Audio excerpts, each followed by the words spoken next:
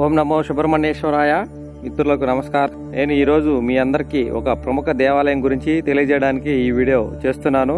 ఈ దేవాలయం ఎక్కడుందంటే ప్రస్తుతం తిరుపతి జిల్లా బాలాయపల్లి మండలం కయ్యూరు పంచాయతీలో సుబ్రహ్మణ్య గ్రామంలో ఉంది. అంటే దేవాలయం పేరుతోనే ఈ గ్రామం ఏర్పడింది. ఇక చరిత్రలోకి వెళ్తే ఈ దేవాలయాన్ని చోళులు నిర్మించారని ఒక కథ ఉంది. తర్వాత దట్టమైన అడవుల్లో ఇది ఉండిపోవడం వల్ల ఇది మరుగున పడిపోయింది.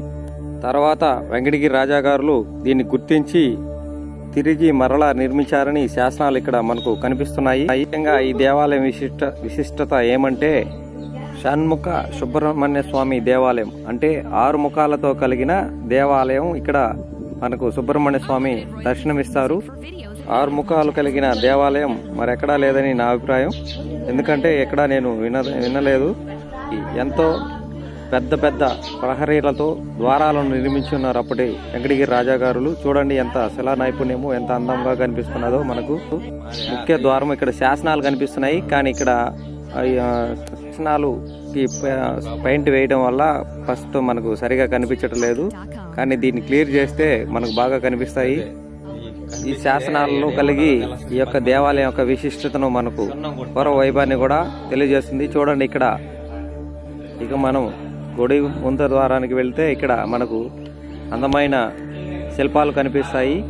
ఇక్కడ స్తంభాలను నిర్మించి ఉన్నారు. ఆ స్తంభాల పైన అపురూపమైన శిల్పాలు, మనకు చాలా విశిష్టత కలిగిన శిల్పాలు. అప్పటి సంస్కృతిని, సంప్రదాయాలను మనకు తెలియజేయడానికి అప్పటి శిల్పులు చాలా అందంగా, ఎంతో ప్రముఖ విశిష్టతతో చెక్కి ఉన్నారు. దానిని పెయింట్ రూపంలో స్పష్టంగా తెలియజేసేటట్లు ఎప్పుడు మనకు కనిపించే విధంగా పెయింట్ అలంకరించడం జరిగింది. చూడండి ఎంత అద్భుతంగా ఉన్నాయి ఈ శిల్పాలు.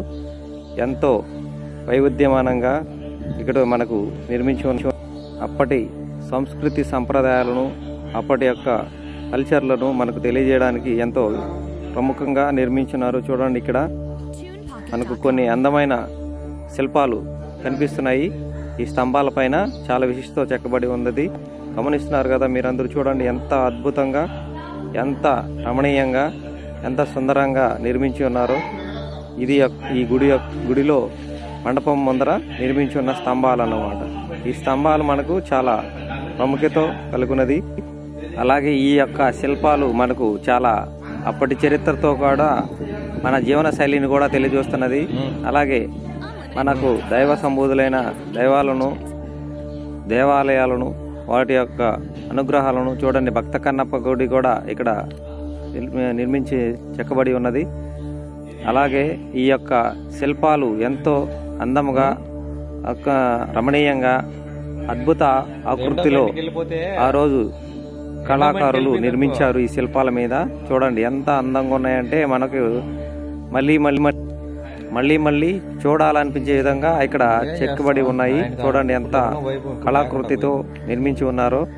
ఈ స్తంభాల పైన ప్రతి ఒక్క స్తంభం మీద కనీసం ఇలా 1, 2, 3 అంటే కింద నుండి పై వరకు నిర్మించి ఉన్నారు. చూడండి పైన కింద ఈ యొక్క ఏంటనేది ఒక చరిత్రకారులకే తెలుస్తుంది, కానీ వీటి యొక్క నిర్మాణం ఎందుకు ఇలా నిర్మించున్నారు అనేది వాళ్ళకైతే అర్థమవుతుంది. కానీ చూసారా ఎంత బాగున్నాయో. ఇక్కడ ఈ ఆకృతులను చూస్తుంటే మనకేదో తెలియజేయడానికి, రాబోయే కాలంలో ఇలాంటివి పురాతనంలో ఉన్నాయని తెలియజేయడానికి నిర్మించబడి ఉన్నట్లు చాలా అందంగా, విశిష్టతగా కళాఖండాలను నిర్మించి ఉన్నారు. ఈ రాతి స్తంభాల మీద, ఈ రాతి స్తంభాల మీద నిర్మించి ఉన్న ఈ శిల్పాలు చాలా అద్భుతంగా, అందంగాను, మరియు అప్పటి సంస్కృతిని మరియు దేవతా ఆరాధనలను, మానవుల జీవన శైలిలను తెలియజేయడానికి ఇక్కడ నిర్మించారని నేను అనుకుంటున్నాను. ఇవి పురావస్తు శాఖ వాళ్ళు కానీ, లేదంటే చరిత్రకారులు కానీ, వాళ్ళైతే ఈ యొక్క శిల్పాలు యొక్క భంగిమలను, వాటి గురించి వాళ్ళకే తెలిసి ఉండొచ్చు. అలాగే ఎడమ ప్రక్కన శ్రీ జ్యోతి వినాయక స్వామి స్వరూపంగా విగ్రహం మనకు కనబడుతుంది. తరువాత ఎడమ పక్కనే నాగదేవతల శిలలు నిర్మించి ఉన్నాయి. వాళ్ళకు ముందర రాహుకేతు విగ్రహాలను మనం చూడవచ్చు. అద్భుతంగా ఈ యొక్క నిర్మాణాలు నిర్మించి ఉన్నారు. చూడండి మన దేవాలయం చుట్టుపక్కల యొక్క గోపురాలు ఎంతో అందంగా, ప్రకృతి సిద్ధంగా నిర్మించి ఉన్నట్టు శిలలు నిర్మించి ఉన్నారు.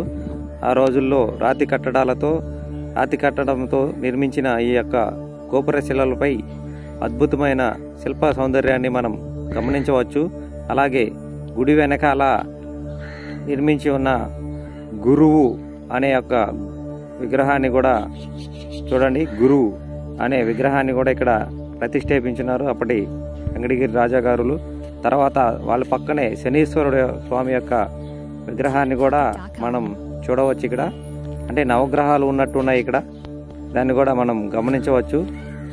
ఇక్కడ గుడి వెనకాల ఎవరో ఇక్కడ దేవతామూర్తిని నిర్మించారు, కానీ ఈ యొక్క ఆకృతి నాకైతే తెలియజేయటం లేదు. కానీ మొత్తానికి ఈ ఆకృతి చాలా విచిత్రంగాను వెంకటేశ్వర స్వామి గుడిలాగా ఉన్నది. అలాగే ఇక్కడ మనకు చూడండి, ఇక్కడ శ్రీ చండీశ్వర స్వామి గుడి, చిన్న గుడి కూడా ఉన్నది. చాలా అందంగా అద్భుతంగా ఉన్నాడు. చూడండి, మనకు ఈ చుట్టుపక్కల ఎత్తైన ప్రహరీ గోడలు, అప్పటి రాజాగారులు నిర్మించిన ఎత్తైన ప్రహరీ గోడలు శిథిలావస్థలో ఉండడం మనం గమనించగలం. అలాగే ఇక్కడ చిన్నగా కనిపిస్తున్న శ్రీ కాత్యాయని దుర్గా అమ్మవారి విగ్రహాన్ని మనం ఇక్కడ చూడవచ్చు. చూడండి, అమ్మవారు ఎంతో వైభవయుతంగా మనకు దర్శనమిస్తున్నది. అలాగే చుట్టూ ఎత్తైన ప్రహరీ గోడలు, అలాగే దేవాలయం యొక్క ప్రధాన గోపురం, దాని ప్రక్కన ఉన్న చిన్న చిన్న ఉప గోపురాలు మనకు దర్శనమిస్తున్నాయి. చూడండి, అప్పుడు శిలా నైపుణ్యం ఎంత అద్భుతంగా చిత్రీకరించి ఉన్నారో కనిపిస్తుంది, మనకు దర్శనమిస్తున్నాయి. కొన్ని గోపురాలు శిథిలావస్థలో ఉన్నాయి. చూడండి, ఈ యొక్క ప్రాంగణము స్వామివారి గుడి ముంగర ప్రాంగణము ఈ ఎప్పుడు నిర్మించారనడానికి చూడండి, అప్పటి యొక్క రాజాగారుల కట్టడాలు, అలాగే ఎంతో ఎత్తైన ప్రహరీ గోడలు నిర్మించబడి ఉన్నాయి. అవి కూడా శిథిలావస్థలో ఉన్నాయి. చూశారు కదా ఎంత శిథిలావస్థలో ఉన్నాయి. ఇక్కడ మనకు ఎదురుగ్గా ఈ యొక్క ప్రాంగణం కనిపిస్తుంది. తర్వాత ఇక్కడ మనకు లింగ స్వరూపంలో ఉన్న శ్రీ మార్కండేయ స్వామివారిని మనం చూడవచ్చు. అలాగే ఈ యొక్క గోపురాన్ని కూడా చూడవచ్చు, మార్కండేయ స్వామి యొక్క గోపురాన్ని చూడండి. ఇది ప్రాంగణము, గుడి ముందర ప్రాంగణము. ఇక్కడ మనకు ధ్వజారోహణం కనిపిస్తున్నది.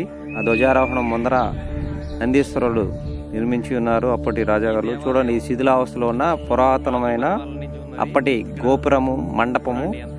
ఇది ఎందుకు వాడుతున్నారు అనేది మనకైతే తెలియదు. ఉంజల సేవలకు సంథింగ్ ఏదో ఒక సేవలకు ఉపయోగించడానికి కోసం ఈ యొక్క మండపాన్ని నిర్మించారని నేను అనుకుంటున్నాను. కానీ ఇప్పుడు దాన్ని వాడుకలో లేకుండా పోయింది. చూడండి, ఇది ముందర గోపురం, గుడి ముందర మండపము. ఈ మండపం నేను ఇందాక చూపించాను కదా, ఆ యొక్క శిలల యొక్క అద్భుత నైపుణ్యం. ఆ శిలలే ఈ యొక్క మండపం ముందర నిర్మించి ఉన్నారు. ఆ తర్వాత మనకు పురాతన నుంచి వస్తున్న గంట, ఈ గంటను కొడితే మనకు చాలా సౌండ్ వస్తుంది. అలాగే ఇక్కడ సప్త మాతృకలు నిర్మించి ఉన్నారు. ఇక్కడ అమ్మవారి పేర్లు కూడా, ప్రతి ఒక్కరి పేరు కూడా ఇక్కడ మనకు కనిపిస్తుంది. చూడండి, ఎంత అద్భుతంగా నిర్మించి ఉన్నారు. అలాగే ఇక్కడ పిల్లలు ఎంతో చకచక్యంగా మంచి యొక్క ముందు చెప్పాను కదా, మనకు దర్శనమిస్తున్నాడు షణ్ముఖ సుబ్రహ్మణ్యేశ్వర స్వామి. 6 ముఖాలతో మనకు దర్శనమిస్తాడు. ముందర 3 ముఖాలు, వెనకాల 6 ముఖాలు. అది మనం చూడడానికి వెనకాల అద్దం కూడా నిర్మించి ఉన్నారు. అంటే కొంచెం గుళ్ళోకి వెళ్ళి అక్కడ చూస్తే ఆ సైడ్ ఉన్న 6 ముఖాలు, 3 ముఖాలు కూడా మనకు కనిపిస్తాయి. ప్రస్తుతం మనకు 3 ముఖాలుతోనే కనిపిస్తున్నాడు. అలంకారం చేయడం వల్ల మిగతా 3 ముఖాలు కనిపించట్లేదు. మనం కొంచెం స్వామి దగ్గరికి వెళ్ళి వెనకాల ఉన్న అద్దంలో చూస్తే గానీ మనకు మిగతా 3 ముఖాలు కూడా కనిపించదు. చూడండి, సుబ్రహ్మణ్య స్వామి యొక్క విగ్రహాన్ని ఎంతో అందంగా, అద్భుతంగా ఆ రోజు శిల్ప కళాకారులు నిర్మించి ఉన్నారు. అంటే చూడండి ఎంత అందంగా, అద్భుతంగా నిర్మించి ఉన్నారు. మనము సుబ్రహ్మణ్య స్వామిని చూడాలంటే ఇక్కడికి వచ్చి 6 ముఖాలు కలిగిన షణ్ముఖ సుబ్రహ్మణ్యేశ్వర స్వామిని దర్శించుకోవచ్చు. అలాగే మనకు దేవాలయం పక్కనే మనకు ఆ పరమేశ్వరుడు యొక్క లింగ స్వరూపంలో సిద్ధేశ్వర స్వామి కూడా మనకు దర్శనమిస్తున్నారు. చూడండి, స్వామి సిద్ధేశ్వర స్వామి యొక్క విగ్రహాన్ని మనం వీక్షించవచ్చు.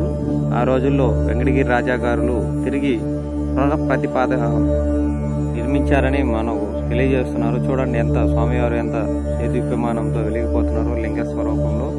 ఇక్కడకు ప్రతి మంగళవారము, ఆదివారము పూజ పూజా కైంకర్యాలు సుబ్రహ్మణ్యేశ్వర స్వామికి, అలాగే ఆ పార్వతీ పరమేశ్వరుడైన లింగ స్వరూపంలో ఉన్న శివయ్యకు ప్రతి నిత్యము కూడా దీపధూప నైవేద్యాలు జరుగుతాయి.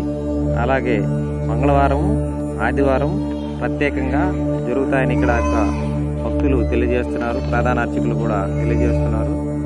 ఇక్కడ భక్తులు ఎంతో భక్తి పారవశ్యంతో వచ్చి స్వామివారిని దర్శించుకుంటారని ప్రధాన అర్చకులు తెలియజేస్తున్నారు. అలాగే మనకు ఇక్కడ అమ్మవారు ఆయన మనకు దర్శనమిస్తుంది. చూడండి, ఇక్కడ మనకు అమ్మవారు ముందర యొక్క ప్రధాన ముఖద్వారము శ్రీ ఆనందవల్లి రూపిణి మనకు కనిపిస్తున్నారు. చూడండి, ఎంతో అద్భుతంగా అలంకరించి ఉన్నారు.